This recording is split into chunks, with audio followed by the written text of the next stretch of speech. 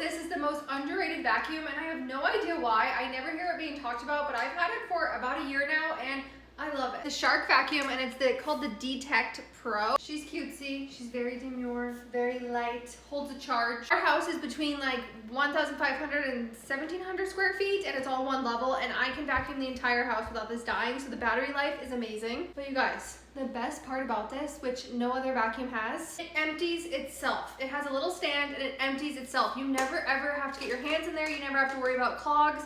The whole thing empties itself. Now, I'm not necessarily saying that this is a more affordable option. It's not. I've gone through my fair share of affordable vacuums and they're just not worth it. They do not last. But if I'm gonna spend an arm and a leg on a good vacuum, then it should clean itself, right? So it has this little stand over here. I usually don't keep it in here, but I wanted to move it out here so that you guys can actually see it.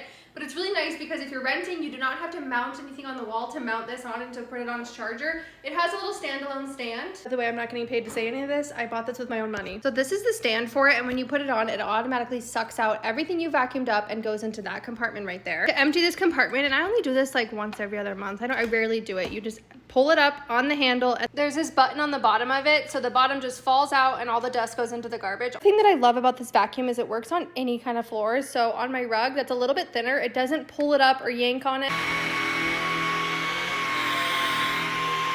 It works perfectly on my fake wood floors as well. I feel like with a lot of vacuums nowadays, you're having to change the settings when you go onto carpet or when you go onto hardwood. It will change its settings on its own. So when you're on hardwood, it's going to be a different sound than when you're on carpet, and it automatically detects that and does it by itself. Let me show you an example of this. I'm going to go from the carpet to the hardwood, and you're going to hear the difference in sound. That means it's changing settings for the right floor type. Okay, we're on carpet now, and it sounds like this. And then when you move to hardwood, see how it slowed down a little bit? It readjusts to whatever floor you're on. I also love it because I have a cat that sheds a lot, and it's great for pet hair, and nothing really gets stuck in here, and if it does, I just cut it right off if it's hair. But it's like a felt material right here, so nothing's gonna get stuck, but everything is still gonna get picked up. Also have this kind of nasty carpet in our bedroom. I'm gonna vacuum it right now because I haven't in a while, but it works so well on thick carpet. Okay guys, don't judge me, but I just vacuumed for less than 3 minutes, and this is what I picked up in our bedroom. I told you I have a cat that shed, but it works really well on any floor type. Also, just by clicking this button, remove the bottom of it so that you can have a hose. And there you go. Do your stairs, do the baseboards. Now you have to see the absolute best part, why I will never buy a different vacuum again. See all of this? It's all full. I normally have to reach my fingers in there, make sure all the hair's out. But with this one, you just put it on its stand, and within seconds, it'll suck all of that out. I want you to get a closer view so you can see. Click it right in, and this is also how it charges, but watch this.